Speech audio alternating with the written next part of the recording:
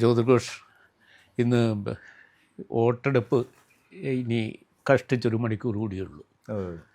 അപ്പോൾ പോളിംഗ് സമയം കഴിയാറാവുമ്പോൾ സാധാരണ അല്ലാത്ത ഒരു ആവേശം വോട്ടർമാരിൽ പ്രകടമായ ഒരു നിയമസഭാ തെരഞ്ഞെടുപ്പായിരുന്നു ഇത്.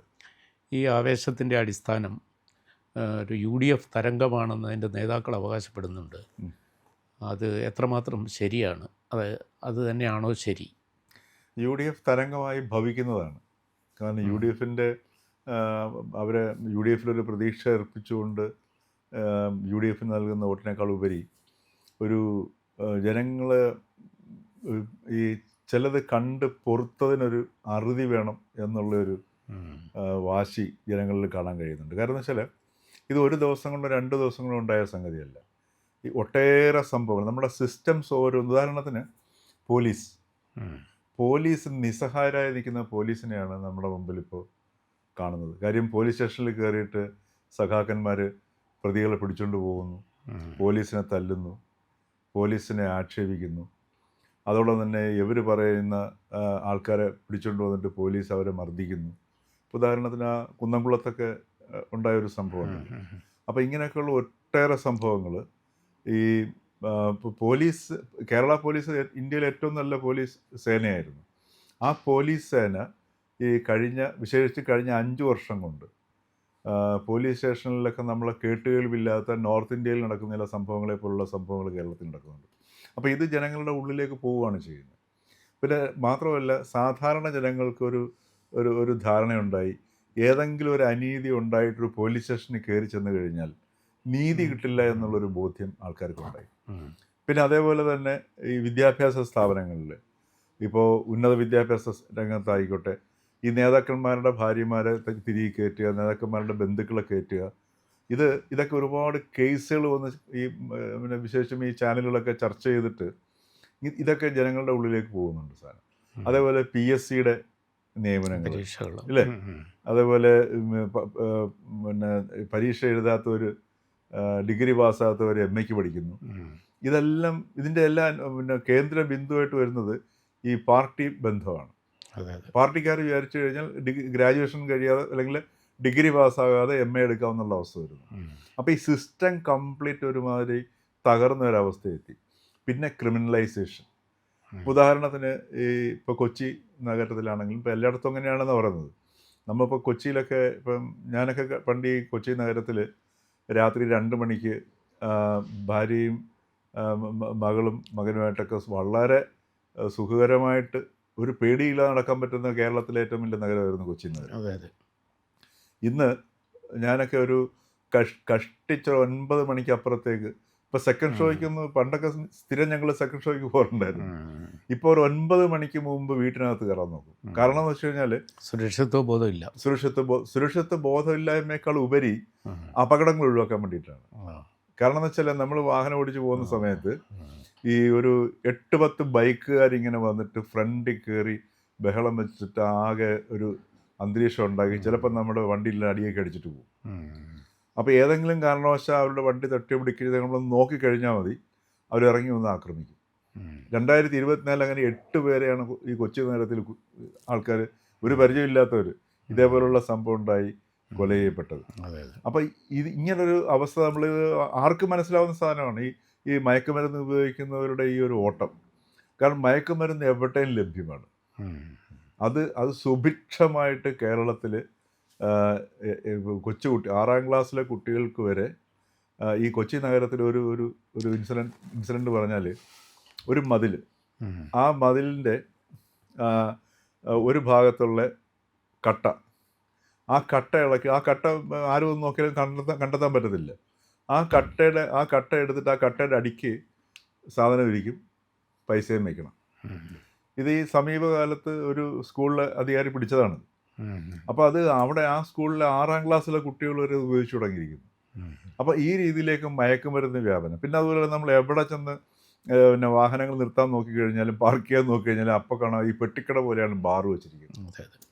അപ്പോൾ ഈ ഇത്തരത്തിലുള്ള ക്രിമിനൽസിൻ്റെ ഒരു വിളയാട്ടം അപ്പോൾ ഈ ഡ്രഗിൻ്റെ ബിസിനസ് മുഴുവൻ നടത്തുന്നത് ശരിക്കും പറഞ്ഞാൽ ഭരണകക്ഷിയുമായി ബന്ധപ്പെട്ട ആൾക്കാർ. ഇല്ല, നടക്കത്തില്ല. ഉം. കാര്യം കേരള പോലീസിന് അറിയാതെ ഇവിടെ ഒരൊറ്റ ഈ ഡ്രഗ് ബിസിനസ് നടക്കത്തില്ല. ഉം. അപ്പോൾ പോലീസിനും ഇത് നിസ്സഹായമായിട്ട് നോക്കി നിൽക്കണം. ചിലപ്പോൾ പോലീസിന് ഇതിൻ്റെ പങ്ക് കിട്ടുന്നുണ്ടാവാം. ഉം. അപ്പോൾ അങ്ങനെയുള്ളൊരു മൊത്തത്തിൽ ഒരു അരക്ഷിതാവസ്ഥ മലയാളി അനുഭവപ്പെടുന്നുണ്ട്. ആ അരക്ഷിതാവസ്ഥ കാരണം എന്ന് വെച്ചാൽ വേറെ ഇൻഫ്രാസ്ട്രക്ചറൊക്കെ എടുത്ത് നോക്കുകയാണെങ്കിൽ ഇപ്പോൾ സ്കൂളാണെങ്കിലും റോഡുകളാണെങ്കിലും ഒക്കെ കുറേ ഈ അടിസ്ഥാന സൗകര്യ വികസനമൊക്കെ ഈ ഗവൺമെൻറ് ചെയ്തിട്ടുണ്ട്.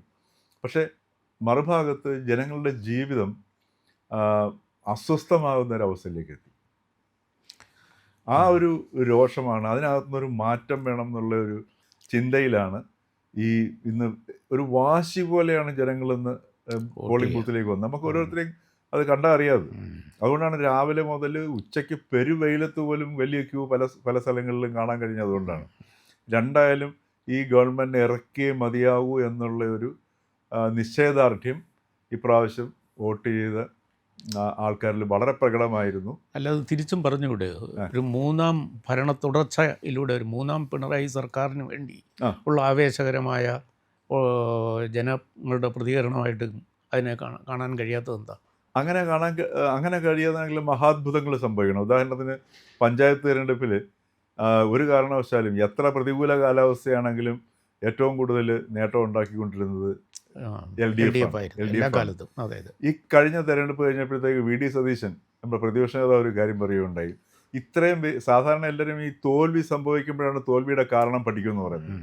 ഇപ്രാവശ്യം വി ഡി സതീശൻ പറഞ്ഞത് ഇത്രയും വലിയ വിജയം കിട്ടിയതിൻ്റെ കാരണം ഞങ്ങൾ പഠിക്കുമെന്നാണ് പറഞ്ഞത്. അതെ, അപ്രതീക്ഷിതമായിരുന്നു LDFന്റെ വിജയം. അതെ. അപ്പം അതുപോലുള്ള ഒരു അപ്രതീക്ഷിതമായ നേട്ടം UDFന് ഈ നിയമസഭാ തെരഞ്ഞെടുപ്പിലും ഉണ്ടാകുമെന്ന് ഈ നിയമസഭാ തെരഞ്ഞെടുപ്പിൽ ആ ഒരു രോഷം UDFന് അനുകൂലമായിട്ട് മാറും. അതോടൊപ്പം തന്നെ ഇപ്രാവശ്യം ഒരു ബി ജെ പിയും കാര്യമായ നേട്ടമുണ്ടാക്കും. അത് രാഷ്ട്രീയമായ ഒരു മാറ്റത്തിൻ്റെ ലക്ഷണമാണ് കാണിക്കുന്നത്. അതെ. പക്ഷേ ഞാൻ ആലോചിക്കുന്നത് എരുതിയിൽ നിന്നും വറചട്ടിയിലേക്കാണോ പോകുന്നത്? അതും മലയാളിയുടെ എന്താ പറയുക, ദൗർഭാഗ്യം എന്നേ പറയാൻ പറ്റത്തുള്ളൂ. ഉദാഹരണത്തിന് ഇപ്പം UDF അധികാരത്തിൽ വരാതിരിക്കട്ടെ, നമ്മുടെയൊക്കെ ജീവിതം ഇതിനെക്കാട്ടി വലിയ മോശവും. കാര്യം നമുക്ക് പകലൊന്ന് പുറത്തിറങ്ങാൻ പോലും പറ്റത്തില്ല. കഴിഞ്ഞ 10 വർഷം ഞാൻ പറയുന്നത് ഈ UDFന്റെ സ്ഥാനാർത്ഥിയെ നിർണ്ണയിക്കുന്നതിൽ ചില അവിശുദ്ധ ഇടപെടലുകൾ നമ്മൾ രഹസ്യമല്ലായിരുന്നു. തീർച്ചയായിട്ടും മലബാർ കേന്ദ്രീകരിച്ച് ചില മതസ്ഥാപനങ്ങൾക്ക് ഉണ്ടായിരുന്ന സ്വാധീനം ആർക്കും നിഷേധിക്കാവുന്നതല്ല. അതുവഴി സമൂഹത്തിലെ ഭൂരിപക്ഷ സമുദായങ്ങളുടെ പ്രതിനിധികൾക്ക് സ്ഥാനാർത്ഥിത്വം കിട്ടാതെ വരികയും സോഷ്യൽ ജസ്റ്റിസ് എന്ന് പറയുന്ന ഒരു മഹാമിഥ്യയായി അവശേഷിക്കുകയും ചെയ്ത ഒരു സ്ഥാനാർത്ഥി പട്ടികയാണ് UDF അവതരിപ്പിച്ചത്. അവരൊക്കെ തന്നെ നിയമസഭയിൽ എത്തുകയാണെങ്കിൽ അവർ ഉണ്ടാക്കുന്ന നിയമനിർമ്മാണത്തിൻ്റെ പിന്നിലെ ചരട് എവിടെയായിരിക്കും? അതും ഒരു വലിയ പ്രശ്നമാണ്. അപ്പോൾ അതാണ് മലയാളിയുടെ ദൗർഭാഗ്യം എന്ന് പറയുന്ന സാധനം. ഉദാഹരണത്തിന് അപ്പോൾ പിണറായി വിജയൻ വേണ്ട എന്ന് വെച്ചുകൊണ്ട് പകരമായി ജനങ്ങൾ ആവേശപൂർവ്വം തോളിലേറ്റി കൊണ്ടുവന്ന ഗവൺമെൻറ് ഇതിനേക്കാൾ അപകടകരമാകുമെങ്കിലോ? പണ്ട് ഈ CPMൻ്റെ നേതാവ് കഴിഞ്ഞ മാസം AK ബാലൻ പറഞ്ഞ ഒരു ശ്രദ്ധേയമായ കമൻ്റുണ്ട്. ആഭ്യന്തര വകുപ്പ് ഭരിക്കുന്നത് ഒരു മത സംഘടനയായിരിക്കും, അതിൻ്റെ അജണ്ട ആയിരിക്കും ഇവിടെ നടപ്പാക്കപ്പെടുക. അത് ആഭ്യന്തര വകുപ്പിൽ മാത്രമായിരിക്കില്ല, വിദ്യാഭ്യാസ വകുപ്പിൽ, വ്യവസായ വകുപ്പിൽ, അങ്ങനെ സാമൂഹിക മണ്ഡലത്തിലെ നാനാ സ്വാധീന പ്രദേശങ്ങളിലും അനഭിലഷണീയമായ സ്വാധീനം. ആ സ്വാധീനത്തിന് വിധേയമാണ് UDFൻ്റെ പല നേതാക്കളും. അവരുടെ സ്വരവും ഭാഷയും പറച്ചിലും എല്ലാം ഭയം ജനിപ്പിക്കുന്നതല്ലേ? AK ബാലൻ പറഞ്ഞതിൻ്റെ രക്തം ചുരുക്കം എന്ന് പറഞ്ഞു കഴിഞ്ഞാൽ UDF അധികാരത്തിൽ വന്നു കഴിഞ്ഞാൽ മുസ്ലിം തീവ്രവാദ സ്വഭാവമുള്ള ഒരു വിഭാഗത്തിൻ്റെ കയ്യിലേക്ക് കേരളത്തിൻ്റെ ഭരണം പോകും. അതാണ് AK ബാലൻ പറഞ്ഞതിൻ്റെ ചുരുക്കം എന്ന് പറയുന്ന സംഗതി. അല്ല, അത് വോട്ടർമാരെ ഭയപ്പെടുത്തിയിട്ട് മറിച്ചൊരു ചിന്ത അവതരിപ്പിക്കുകയായിരുന്നു അദ്ദേഹം. അതെ. പക്ഷേ ഇന്നിപ്പോൾ കോഷിൻ്റെ വിലയിരുത്തൽ പ്രകാരം വോട്ടർമാർ നിലവിലെ ഭരണത്തിനൊരു മാറ്റം കൊണ്ടുവരാനുള്ള ആവേശമാണ് കാണിച്ചതെങ്കിൽ നിലവിലെ ഭരണത്തിന് ഒരുപാട് ദോഷങ്ങളുടെ കൂട്ടത്തിൽ ആഭ്യന്തര വകുപ്പിൻ്റെ കാര്യമാണ് മുഖ്യമായും പറഞ്ഞത്. അതെ അതുപോലെ വിദ്യാഭ്യാസ വകുപ്പിൻ്റെത്, തൊഴിൽ മണ്ഡലത്തിലെ പ്രശ്നങ്ങൾ. അതിനേക്കാൾ ഭീകരമായിരുന്നു മയക്കുമരുന്നിൻ്റെ വ്യാപനം. അതെ മയക്കുമരുന്നിനോടൊപ്പം തന്നെ ആ, മദ്യം. മദ്യ വിൽപ്പനശാലകൾ. അതുകൊണ്ട് ഉമ്മൻചാണ്ടി ഭരണം വച്ചഴിഞ്ഞു പോകുമ്പോൾ കേരളത്തിൽ ബാറുകളുടെ എണ്ണം 2 അക്ക സംഖ്യയിൽ നിൽക്കുകയായിരുന്നു. അതെ കറക്റ്റ്. അത് ഇപ്പോൾ മൊത്തം പിന്നെ ബിവറേജസിൻ്റെ വിൽപ്പനശാലകളടക്കം 1600-ലേറെ ശാലകളും മദ്യ വിതരണ അതെ കേന്ദ്രങ്ങളുണ്ട്. അത് സുപ്രീം കോടതിയുടെ കൂടാതെ വിധിയെ കൂടാതെ മറികടക്കത്ത 40 ക്ലബ്ബുകൾക്കും ക്ലബ്ബുകൾക്കും കൊടുത്തു. ബാർ ലൈസൻസ് ഉണ്ട്. അതെ ബാർ, ഹോട്ടലുകൾ, പിന്നെ ഈ ബിവറേജസിൻ്റെ വിൽപ്പനശാലകൾ, ഇതെല്ലാം കൂടെ ചേർന്നിട്ട് അതിഭയങ്കരമായ മദ്യവ്യാപനം. അതെ പിന്നെ രണ്ടാമത് ഒരു സാമ്പത്തിക ശാസ്ത്രത്തിലും ഇണങ്ങിപ്പോകാത്തതാണ് മനുഷ്യനെ ഈ നറുക്കെടുപ്പും ലോട്ടറിയും ചൂതുകളി എന്ന് പറയുന്ന ഒരു മോശപ്പെട്ട വികാരത്തിലൂടെ അതെ ഒരു മിഥ്യാ സ്വപ്നം, വലിയ ഒരു കോടികൾ കൈവരുമെന്നുള്ള വിചാരത്തിലൂടെ തട്ടിപ്പ് നടത്തുക. അത് ലോട്ടറിയുടെ വ്യാപനം. ഏതെങ്കിലും ഒരു ഇടതുപക്ഷ ഗവൺമെൻറ്റിന് ഒരു യോഗ്യതയായിട്ട് കൊണ്ടു നടക്കാമോ ഇത്? അതെ അതെ അല്ല സുജാത, വേറൊരു കാര്യം കൂടെ ശ്രദ്ധിക്കാനുണ്ടായിരുന്നു. ഞാൻ എപ്പോഴാണ് ഓർത്തത്, നമ്മൾ ഈ സാധാരണ നമ്മൾ മാധ്യമങ്ങളിലും പത്രത്തിലൊക്കെ കാണുന്ന ഒരു വാർത്തയുണ്ട്.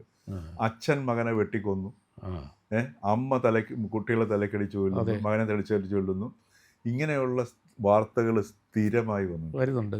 അതുപോലെ മരുമകനെയും അല്ല മകളെയും അല്ല മകനെയും കുടുംബത്തെയും ചുട്ടുകൊന്നു. ഇത്തരം വാർത്തകൾ വളരെ നോർമലൈസ്ഡായി. ഇത് കാരണം അതിൻ്റെ പ്രധാന കാരണം ഈ മദ്യമാണ്.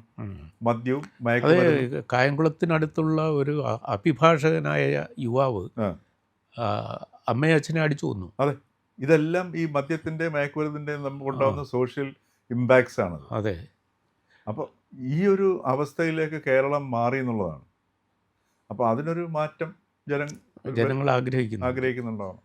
അതാണ് ഇത് 10 വർഷത്തെ പിണറായി വിജയൻ്റെ തുടർഭരണം കൊണ്ട് ഗതികെട്ട സമൂഹം വേറൊരു വഴിയുമില്ലാതെ UDFനെ സ്വീകരിക്കാൻ നിർബന്ധിതമായിരിക്കുന്നു. പകരം ഒരു ദേശീയ സ്വഭാവമുള്ള ദേശപ്രേമികളുടേതായ ഒരു കൂട്ടായ്മ, രാഷ്ട്രീയ കൂട്ടായ്മ ബദലായിട്ട് വന്നിട്ടുമില്ല. അത് വരാനുള്ള സാഹചര്യം ഇനിയും ഉരുത്തിരിഞ്ഞിട്ടില്ല. അതെ അതെ. സത്യത്തിൽ കേരളത്തിലുള്ളതിൻ്റെ എക്കാലത്തെ ഒരു ദൗർഭാഗ്യം കേന്ദ്രം ഭരിക്കുന്നതിന് വിരുദ്ധമായിരിക്കും കേരളം എപ്പോഴും ഭരിക്കുന്നത്. അതുകൊണ്ട് പദ്ധതി വിധത്തിൽ ആവലാതി പറഞ്ഞുകൊണ്ടിരിക്കുകയാണ് കേന്ദ്ര അവഗണന. കേന്ദ്രത്തിന് അനുകൂലമായ ഒരു ഗവൺമെൻറ് ഇവിടെയും വരികയാണെങ്കിൽ രാജ്യത്തോടൊപ്പം തന്നെ ഈ നാടും വളരുകയല്ലേ ചെയ്യുക. അപ്പോൾ ഇന്ന് അതിനുള്ള സാഹചര്യം ഇനിയും തുറന്നു കിട്ടിയിട്ടില്ല എന്നാണ് നമ്മൾ കരുതേണ്ടത്. അതെ അതെ. അത് മാത്രമല്ല, നമ്മുടെ ഈ ഒരു നേരത്തെ നമ്മൾ പറഞ്ഞ ഈ ഒരു വിഷമവൃത്തമുണ്ട്. ഉദാഹരണത്തിന് ഇപ്പോൾ UDF അധികാരത്തിൽ വന്നു കഴിഞ്ഞാൽ UDFന് 1 ഇഞ്ച് മുമ്പോട്ടും ഭരിക്കാനായിട്ട് LDF അല്ലെങ്കിൽ CPM സമ്മതിക്കത്തില്ല. എല്ലാ ദിവസവും നമുക്ക് പുറത്തിറങ്ങാൻ പോലും പറ്റില്ല, സമരമായിരിക്കും. ഇപ്പോൾ തിരുവനന്തപുരത്തും അല്ലെങ്കിൽ കൊച്ചി നഗര കേന്ദ്രീകൃതമായിട്ട് ജീവിക്കുന്നവർക്ക് പുറത്തിറങ്ങാൻ പറ്റാത്തൊരവസ്ഥയായിരിക്കും. കാലാവസ്ഥ നോക്കുന്നത് പോലെ ഇന്ന് CPMൻ്റെയോ DYFIയുടെയോ SFIയുടെയോ ജാഥ ഉണ്ടോ എന്ന് നോക്കിയിട്ട് വേണം പുറത്തിറങ്ങേണ്ട ഒരു അവസ്ഥ വരുന്നത്. അപ്പം ഈ രീതിയിൽ വരുന്ന 5 വർഷവും ഈ പറഞ്ഞതുപോലെ സംഘർഷഭരിതമായിരിക്കും. അപ്പം ഇത്തരത്തിലൊരു അവസ്ഥയിലേക്ക് നമ്മൾ പെടുന്നു. ഇത് കണ്ടിട്ടാണ് ഈ മൈഗ്രേഷനിലൊരു പ്രധാനപ്പെട്ട ഘടകം വരുന്നത്. കുട്ടികളെ വിദേശത്തേക്ക് പറഞ്ഞയക്കുക, വിദ്യാഭ്യാസം, സമരം. പിന്നെ രണ്ടാമത്തെ കാര്യം എന്ന് വെച്ചാൽ ഈ സർവകലാശാലകൾ മുഴുവൻ ഈ മെറിറ്റിനല്ല പ്രാധാന്യം കൊടുത്തിരിക്കുന്നു. അല്ല, ഈ SFI എന്ന് പറയുന്ന ഒരു ഗൂണ്ടാ സംഘടനയുടെ കൈപ്പിടിയിൽ ഒതുങ്ങിയില്ലേ കേരളത്തിലെ അക്കാഡമിക് രംഗങ്ങൾ മുഴുവൻ. അതുകൊണ്ടാണല്ലോ നേരത്തെ പറഞ്ഞതുപോലെ ഡിഗ്രിക്ക് തോറ്റവന് MAയ്ക്കും PGക്ക് അഡ്മിഷൻ കിട്ടുക. PGക്ക് ജയിച്ചു പോയതുകൊണ്ട് അവൻ്റെ ഡിഗ്രി 0 മാർക്ക് സമ്മതിച്ചു കൊടുക്കുക, സിൻഡിക്കേറ്റ് സമ്മതിച്ചു കൊടുക്കുക. അങ്ങനെ ഒരു സിൻഡിക്കേറ്റ് ഇവിടെ ഉണ്ട്. അതായത് പറഞ്ഞു, അങ്ങനെ ഒരു സിൻഡിക്കേറ്റ് ആലോചിച്ചത് കൊടുക്കാന്ന് പറഞ്ഞാൽ ആലോചിച്ച് നോക്കുക. ഇത് എന്തൊരു വിദ്യാഭ്യാസ വ്യവസ്ഥയാണ്, ഹയർ എഡ്യൂക്കേഷൻ. നമ്മുടെ നാട്ടിൽ നിന്ന് ഈ PG ഡിഗ്രിയും ഒക്കെ എടുത്ത് പോകുന്ന ആർക്കെങ്കിലും എവിടെയെങ്കിലും ഒരു പണി കിട്ടുമോ? അതെ അതെ.